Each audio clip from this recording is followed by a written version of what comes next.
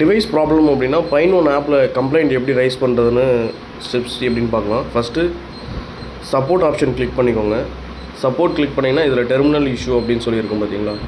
Just terminal issue click பண்ணிட்டு கீழே scroll பண்ணிங்கன்னா ரைஸ் எ ரெக்வஸ்ட் அப்படின்னு சொல்லியிருக்கோம். அது ரைஸ் எ ரெக்வஸ்ட் அதை கிளிக் பண்ணிங்கன்னா அட்ரஸ் இருக்கும். ஜஸ்ட் அதை ரெண்டையும் கன்ஃபார்ம் பண்ணிவிட்டு கேட்டகரி என்ன இஷ்யூ அப்படின்னு சொல்லிட்டு இதில் இருக்கும். இதில் டெர்மினல் ஃபால்ட்டி உங்களுக்கு என்ன இஷ்யூவோ அதில் இஷ்யூ என்னன்றதை இது பண்ணிக்கோங்க. மல்டிபிள் இஷ்யூஸ் இருக்கும்.